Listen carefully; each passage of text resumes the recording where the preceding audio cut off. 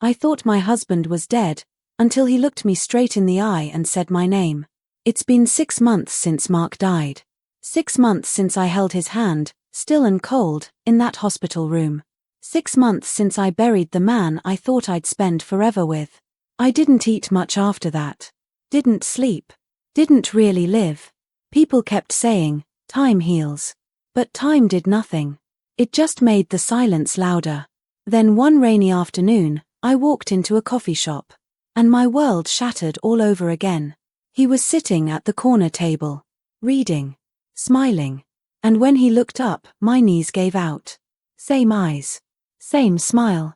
Same crooked way of holding a mug with both hands like it was too precious to drop. He even laughed like Mark. But this man's name wasn't Mark Bennett. It was Nathan Cole. And when he spoke, I swear to God, it felt like I was hearing Mark's voice through someone else's lungs. That day, something inside me woke up. But it wasn't joy, and it wasn't hope. Just a question that chilled me to the bone. How can someone I buried still feel so alive? Before I continue, if this story touches you, or if you've ever felt the weight of love or loss, I gently ask you to subscribe. It helps me share more emotional stories like this in the future. Thank you for being here. My husband, Mark Bennett, died on a Thursday. It was raining that day too. Not the kind of soft, poetic rain you read about in books. This was cold. Hard. The kind of rain that pounds on your back like it's trying to push you into the ground. He was driving home from work. Took the same road he always did. Same curve by the old gas station. Same shortcut through Rose Hill. Except this time, he didn't make it through the light. A truck ran a red. I got the call at 6:42 p.m. The kind of call that stops your heart before it even says the words. The nurse on the phone said critical condition. Then head trauma.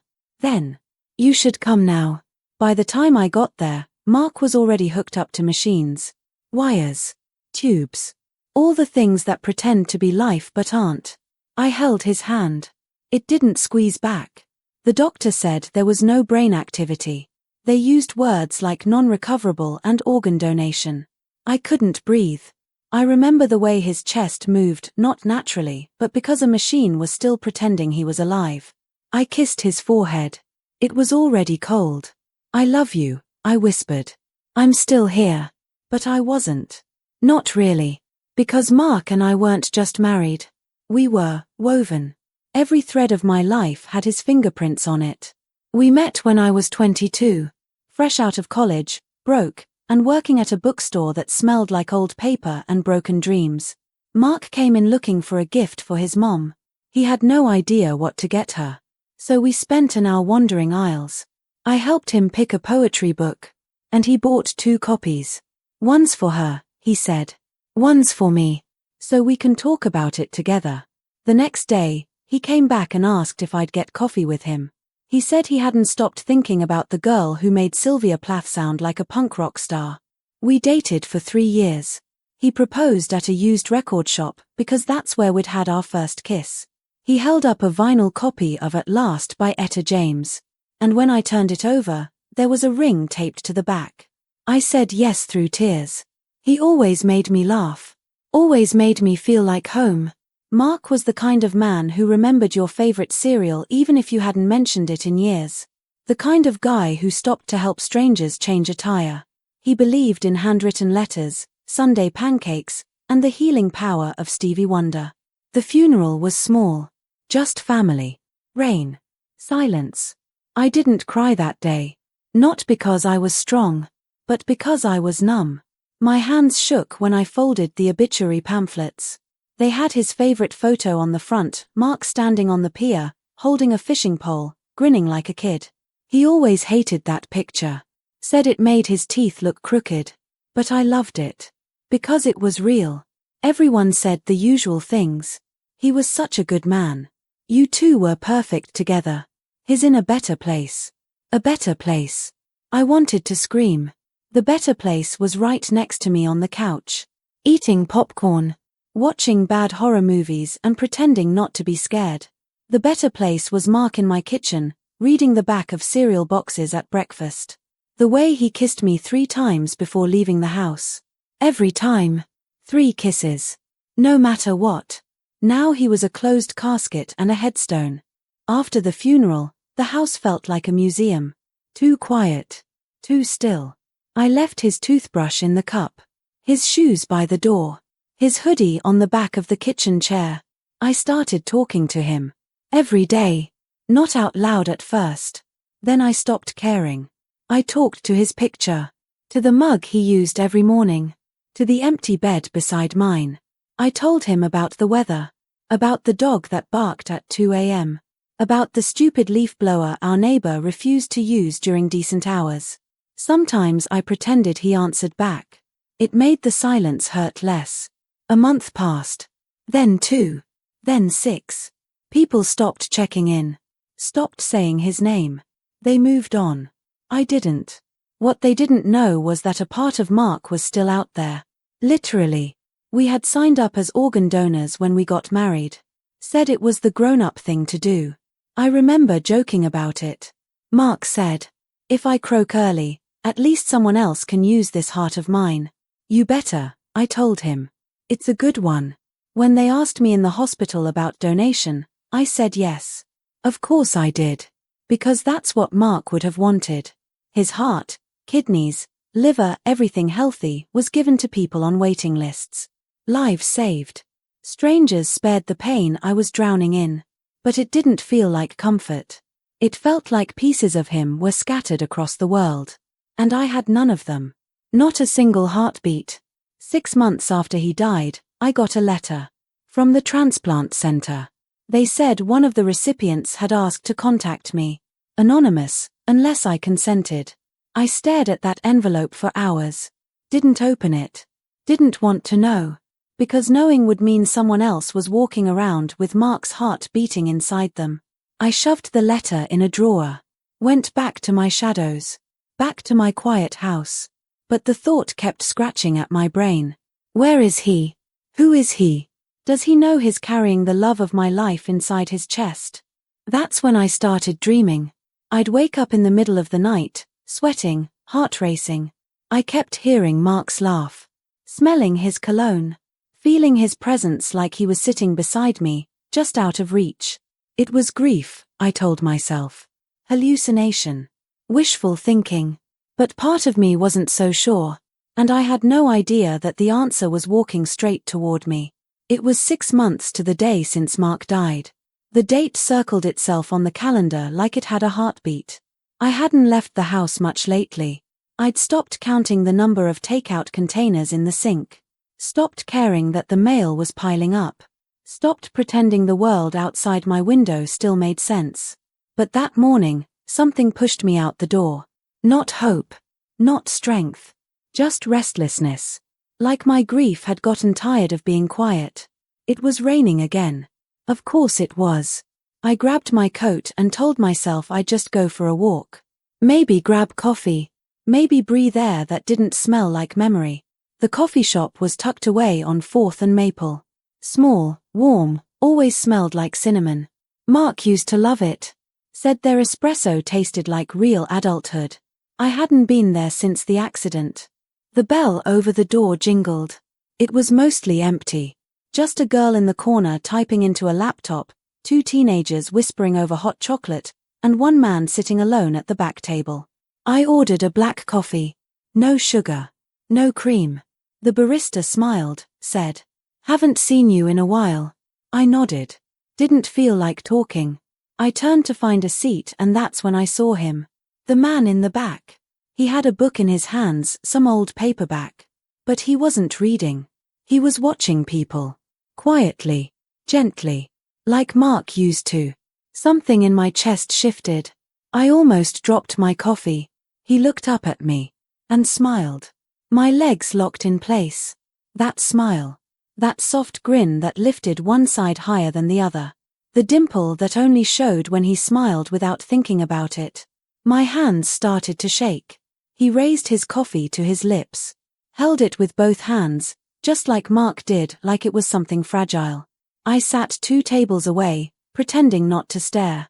But I couldn't stop. There was something about him, this stranger. The slope of his nose. The way he tapped his fingers while he read. Even the way he tilted his head when he was lost in thought. It wasn't just resemblance. It was rhythm. It was muscle memory. The kind that doesn't live in your mind, but in your body. And then he laughed. Someone spilled something behind the counter. The barista made a sarcastic joke. The man laughed. And I nearly gasped. Because it was Mark's laugh. Not just the sound, though that was close. It was the way his shoulders shook. The little breath he took at the end. I was staring. I knew I was staring. But I couldn't look away. Then he looked at me again. Held my gaze. And smiled. Again. This time, it wasn't casual. It was warm. Familiar. He stood up, slowly. Walked over. Hi, he said. Sorry if this is weird, but, do we know each other? His voice was calm. Deep. A little raspy. Not exactly Mark's voice. But close enough that it made my stomach turn. I swallowed hard. Shook my head. I don't think so. Sorry. He laughed nervously. You just looked familiar. That happens, I said quickly. I have one of those faces. He nodded. But then he tilted his head just slightly. And in that one tiny movement, I saw my husband. Well, he said, extending a hand, I'm Nathan. Nathan Cole. I took his hand. It was warm. Solid. And the moment our skin touched, my heart stuttered. Like it didn't know if it should break or beat faster. Claire, I said quietly. Claire Bennett. His eyes lit up. Not romantically. Not flirtatiously. But like he recognized something. Nice to meet you, Claire, he said. I know this is random, but, do you want to sit? I didn't say yes. But I didn't walk away either. Somehow, I ended up at his table. We talked for almost an hour. He was easy to talk to. Gentle. Curious without being invasive. He told me he'd moved here recently from Colorado. Said he'd been through some medical stuff and was trying to start over. Just figuring out who I am again, I guess. That line hit me like a punch. Sorry, he added. I didn't mean to overshare. No, I said. It's fine. I get it. He asked what I did. I lied and said freelance design. He asked if I had family in town. I lied again and said no. I didn't know why I was lying. Maybe because the truth was too heavy. Maybe because he felt like the only real moment I'd had in months, and I didn't want to ruin it. After we left the café, he turned to me. It was really nice meeting you. You too, I said. And I meant it. Maybe I'll see you around, he smiled. Maybe, I whispered. Then he walked away. And I stood there, watching the back of a man who carried something that wasn't his. I didn't know how I knew. But I knew. I told myself I wouldn't see him again. Nathan Cole. Whatever strange pull I felt at the coffee shop, whatever flicker of recognition, that was grief. Nothing more. I had buried Mark. I had said goodbye. I wasn't about to play pretend with a stranger who happened to laugh the same way or hold a mug like it was sacred. But the universe, it seems, didn't care about my boundaries. Because 3 days later, I saw Nathan again. Same coffee shop. Same table. Same soft smile when he saw me. Hey, Claire, he said, like we were old friends. I froze. Then nodded once. Just passing through, I lied, again. Funny, he grinned, me too. Or maybe the coffee's just addictive. I didn't sit. I didn't even order anything. I just turned and walked out. I heard him say have a good day behind me, but I didn't look back. But he kept showing up. At the bookstore 2 blocks from my apartment. At the park where I sometimes walked. Always accidental. Always polite. He never pressured. Never pushed. But he always looked happy to see me. And every time, I told myself it would be the last time. And every time, something inside me said, stay. I started dreaming again. But this time, the dreams were different. It wasn't Mark standing in the kitchen this time. It was Nathan. His face. Mark's laugh. His voice, almost Mark's voice. In the dream, he reached for my hand. And when I pulled away, he looked hurt. And whispered, it's still me. I woke up drenched in sweat. Heart pounding. I didn't want this. I loved my husband. Still did. What would people think if they saw me smiling at a man who looked at me like he already knew my soul? What would I think? But it wasn't just guilt. It was confusion. Because I wasn't falling in love with Nathan. Not really. I was falling into memory. Into recognition. It was like Mark was, following me. Inside this man. Not in a ghostly way. In a cellular way. In the way Nathan reached for the cinnamon shaker at the same exact time, before even tasting his drink. In the way he quoted a line from Good Will Hunting, Mark's favorite movie, without knowing why. In the way he once said, "Do you ever feel like your heart wants things before your brain catches up?" And I had to leave the table. Because that was exactly what Mark used to say. I didn't want to see Nathan again. Not because he scared me, but because I was starting to feel something I wasn't ready for. Warmth. Familiarity. That eerie comfort of being known without explanation. It was wrong. I was still married. Even if the world said otherwise. But Nathan kept appearing. Always coincidentally. Always kindly. Never pushy. Once at the bookstore. Once in line behind me at the farmer's market. Once during my walk, standing by the lake with a sketchpad. "Are you following me?" I joked the third time. "No," he laughed, embarrassed. "I swear. Maybe we just orbit the same places." "Maybe," I said. But deep down, I wasn't so sure. Because it felt like something wanted us to meet. Again and again. We started texting. Nothing serious. Just moments. A photo of the blueberry pancakes he'd made. A random quote from a movie we both liked. A song that made him think of me, though he couldn't say why. He made me smile. That was dangerous. Because when you're grieving, a smile feels like betrayal. One night, he asked if we could meet. "I need to tell you something," his message said. I agreed. Part of me already knew. Not the details. But the shape of it. The shape of what was coming. We met at the overlook above the city, one of those places where everything feels smaller under the lights. He brought hot cocoa. I didn't ask how he knew that was my favorite. We sat in silence at first. He fidgeted with the cup. Then he turned to me. Eyes honest. Voice trembling. "Claire, I know this might sound insane, but I need to say it." I looked at him, already bracing for the words. "I think I'm falling in love with you." The air left my lungs. He kept going. "I don't know why. We barely know each other. But every time I see you, it feels like I've known you forever. You say things I've dreamed of hearing. You laugh like someone I miss. And when I'm around you, I feel calm. Like I'm exactly where I belong." His hands were shaking. "I know it doesn't make sense. I don't even understand it myself. But this, whatever this is, it's real. I feel it. And if I didn't say it out loud, I'd regret it for the rest of my life." I stared at him. And saw every piece of Mark. His posture. The way his voice cracked when he got emotional. That stupid nervous grin. But it wasn't Mark. It was Nathan. And that made it worse. "Nathan," I said softly, my voice breaking. "You're kind. And thoughtful. And yes, I feel something too. But I can't do this." His expression fell like glass hitting concrete. "Why?" he asked. "Because I'm still married," I whispered. "My husband died. But I haven't let him go. I don't think I ever will." Nathan looked down. A tear slipped down his cheek. "I'm sorry," he said. "I didn't mean to hurt you." "You didn't. You just reminded me how broken I still am." He nodded. Wiped his eyes. "I guess I'll stop showing up," he said, trying to smile through it. "You don't have to." "I do," he interrupted gently. "Because if I keep seeing you, I won't be able to stop hoping. And that's not fair to either of us." He stood. Looked at me one last time. "Take care of yourself, Claire." And then he walked away.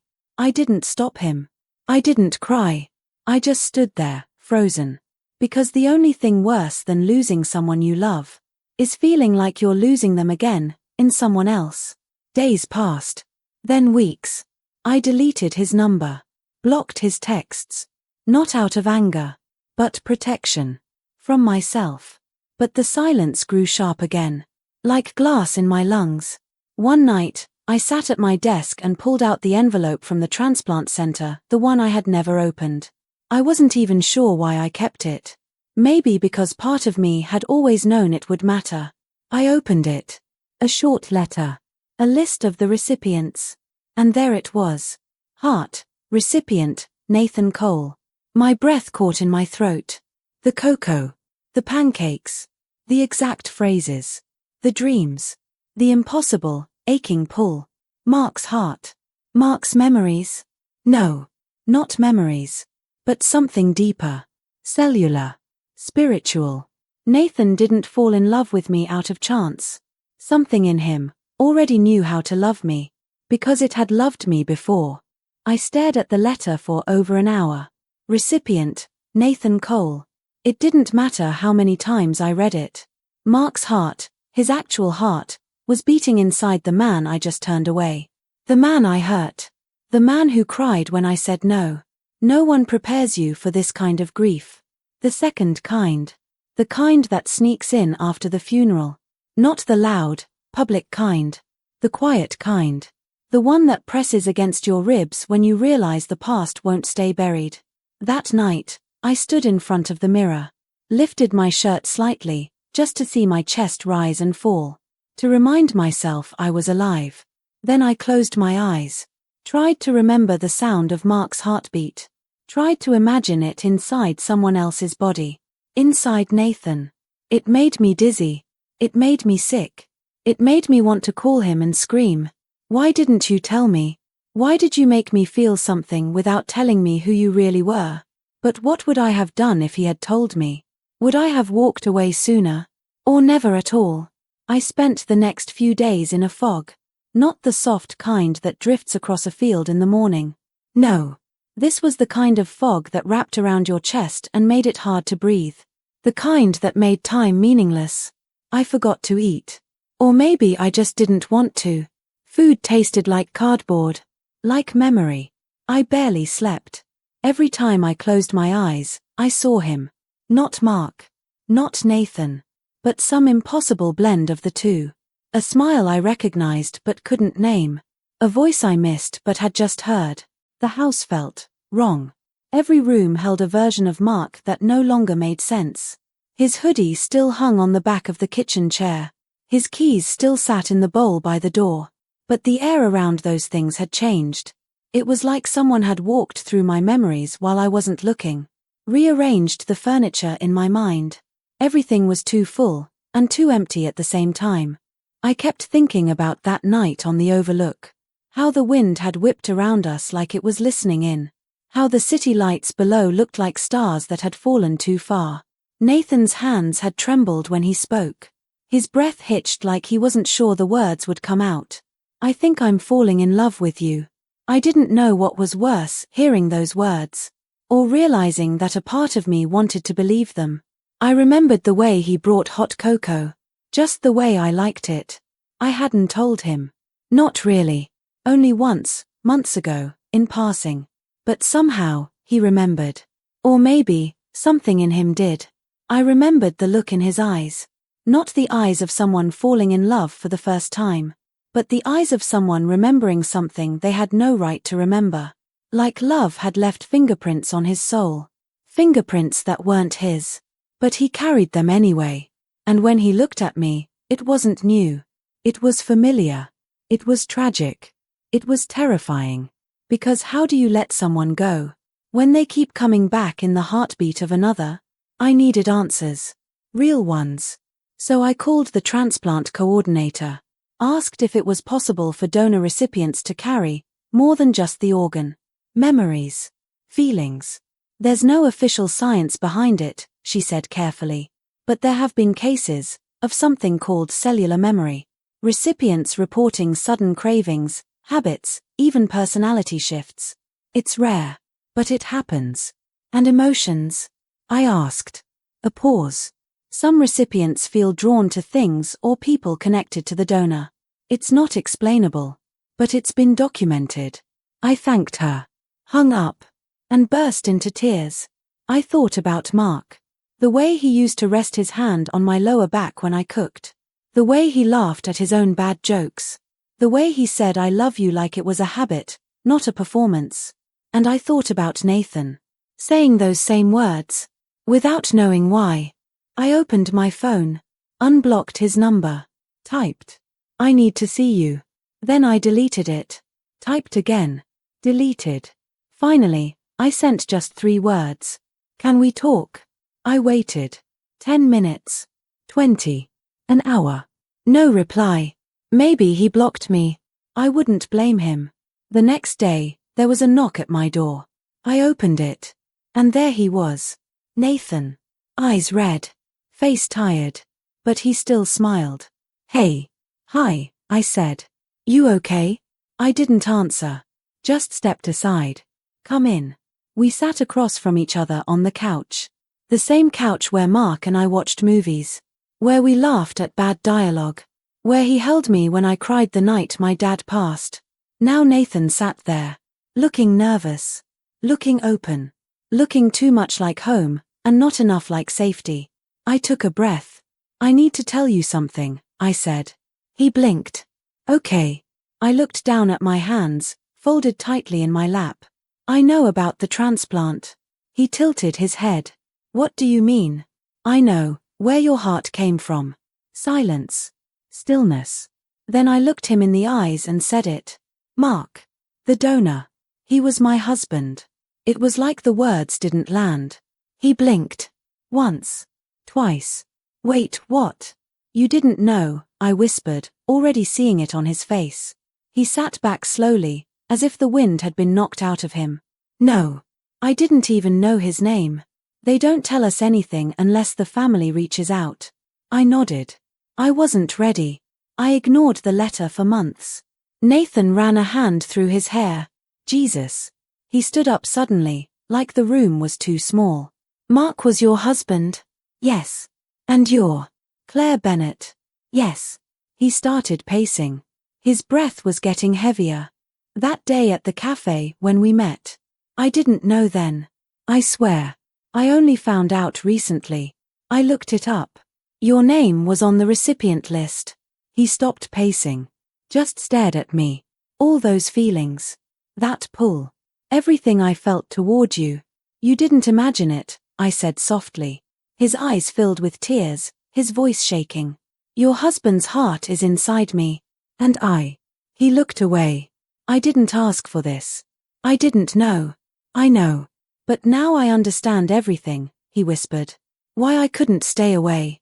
Why you felt like gravity. I nodded, covering my mouth as the tears came. That word again. Heart.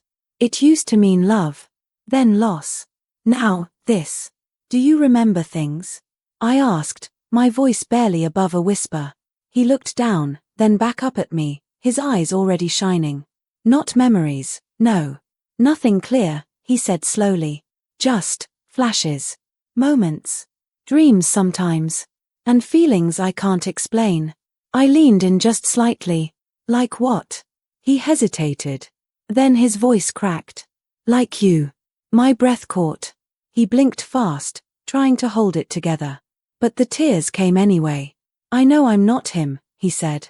I know I'm not Mark. But sometimes, it feels like pieces of him are still alive in me. In the way I laugh. In the way my chest tightens when I see you. In the way it hurts when you're not there. I swallowed hard. My heart ached for both of them. I feel it too, I whispered. Like something inside you knows me. He looked at me, raw and exposed. Do you hate me for it? He asked, his voice trembling more like a child than a man.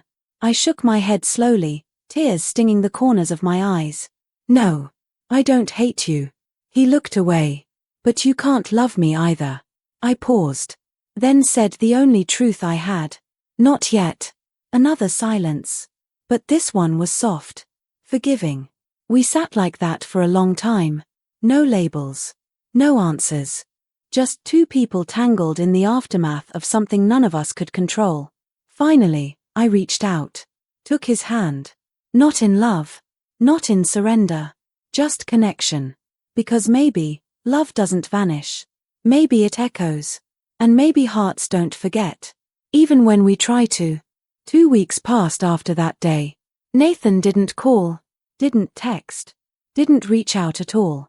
And for the first time in months, I missed him. Not as Mark. Not as a ghost. But as for himself. Nathan Cole. The man who carried my husband's heart but never tried to become him. The man who cried when I said no, but still walked away with respect. The man who didn't want to own my past, just understand it. I started doing things I hadn't done in a long time. Watered the plants. Opened the windows. Made breakfast instead of skipping it. Sometimes, I'd catch myself humming small melodies Mark used to sing when he was cooking. And other times, I'd hear Nathan's laugh echo in my mind, out of nowhere. 2 lives. 2 men. And somehow, they were both part of me now. I saw Nathan again on a Tuesday. At the park. I didn't expect it. Didn't plan it. He was sitting on a bench, reading. Same way Mark used to, knee bouncing, lost in a book. I almost turned around. But instead, I walked over. Slowly. Hey. He looked up. Smiled, gently this time. Claire. Is this seat taken? I asked, pointing to the spot next to him. He shook his head. Not at all. I sat. Neither of us spoke for a while. Just listened to the wind and the kids playing in the distance. I've been thinking, I said quietly, breaking the stillness between us. He set his book down without a word, eyes already on me. About you. This, whatever this is, I said. All of it. He nodded slowly. And I let the silence breathe for a moment before I answered. I still don't know what it means. I don't think I'm supposed to. But I know it's not nothing. He looked at me then, really looked. Eyes a little glassy, lips pressed tight like he was holding back every question at once. I don't want to forget Mark, I said. I couldn't, even if I tried. But I also don't want to lie to myself. You're not him, and I don't want you to be. Nathan nodded, his voice low but steady. I don't want to be him either. I couldn't if I tried. Then, softer. But I'd like to know him. The man whose heart keeps me alive. And the woman he loved. That's when I reached into my bag. Pulled out a small photo. It was Mark at the lake. Wearing that ridiculous sun hat. Holding a sandwich like it was gold. Nathan laughed as soon as he saw it. He looks like a goofball. He was. We talked for hours that day. Not about fate. Not about destiny. Just stories. I told him about Mark's love of terrible puns. He told me about dreams he'd had since the transplant, about rain and guitars and some cabin he'd never seen before. I showed him old drawings Mark used to keep in a sketchbook. Nathan said he started sketching again too, though he didn't know why. In the weeks that followed, we saw more of each other. Coffee shops. Walks. Long talks at sunset. It was never romantic at first. It wasn't supposed to be. It was healing. 2 people stitched together by a scar neither asked for. Finding new rhythm in the wreckage. Eventually, we went to the lake. The same one in the photo. I hadn't been there since before the accident. He brought sandwiches. Tuna salad, Mark's favorite. I didn't tell him that. He just knew. We sat on the dock, feet in the water. Not touching. Just sharing space. I keep thinking, Nathan said, maybe this isn't about replacing what we lost. Maybe it's about carrying it forward. Like passing a torch. I asked. Like building something new on the ashes. I nodded. Grief is weird, I said. It sneaks up on you. Fills you up. Then slowly, becomes a part of you. Like another limb. Or another heartbeat. We looked at each other. And for a moment, the whole world stopped pretending. I didn't see a stranger anymore. I didn't see Mark either. I saw a man who had fallen in love with me without asking to. A man carrying someone else's heartbeat and yet, somehow, offering it like it was his to give. His eyes searched mine, soft and silent, holding back a wave I could feel rising behind them. He didn't say it out loud. He didn't have to. I could see it written in every line on his face. I love you. And I know I shouldn't. But I do. And that nearly broke me. Because I knew that feeling too well. Loving someone so much it physically hurt. And not being able to touch them ever again. I had lived through that silence. I had buried that absence. And now here he was. Breathing. Waiting. Just wanting to be close. Not to claim me. Not to fix me. Just to stay. Eventually, I looked down. His hand was resting on the cushion between us, open, patient, unsure. I reached out slowly. Laid my fingers over his. He didn't move. He just exhaled like he'd been holding his breath for years. It wasn't romantic. It wasn't a promise. It was mercy. It was memory. It was me saying, I see you. I feel this too. And I don't want you to hurt alone. We sat like that for a long time. Two souls bound by loss. Two hands joined by something not even science could name. Not love yet. But not nothing. Something sacred. Something real. A few months later, I invited Nathan to meet Mark's parents. They'd always wanted to know where Mark's heart went. It was quiet. Emotional. But beautiful. His mother cried. His dad hugged Nathan without a word. And somehow, it felt like closure. Or maybe, continuation. Nathan started showing me his paintings. He'd never painted before the surgery. Now, he couldn't stop. They looked like places I'd been with Mark. The cabin.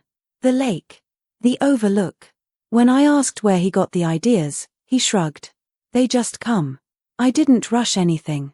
I wasn't ready to call it love. I wasn't even sure what it was. But something changed. I started smiling again. Sleeping through the night.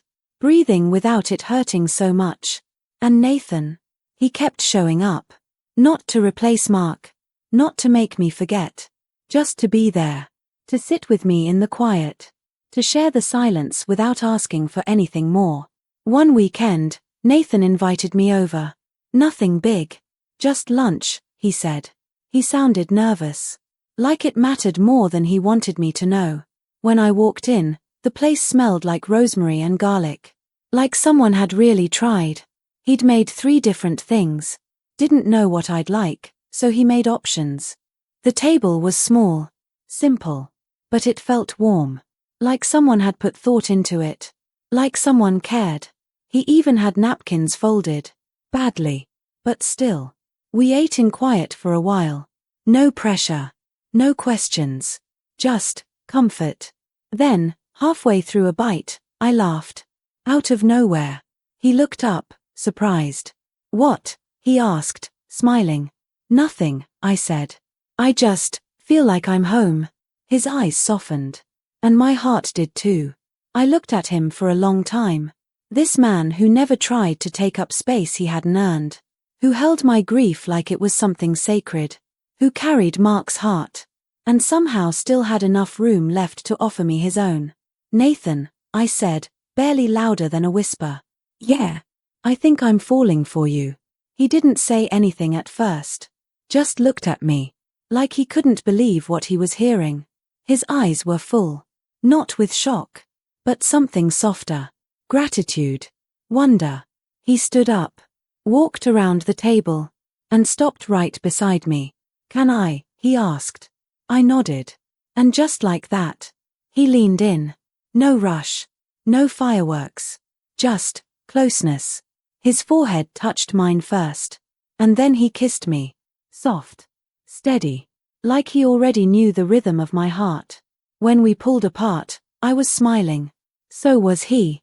And for the first time in a long time, I didn't feel like I was betraying my past. I felt like I was honoring it. And finally letting myself have something new. Love doesn't always start with a spark. Sometimes it starts with a hand on the table. A quiet meal. And a kiss you didn't know you needed, until it found you.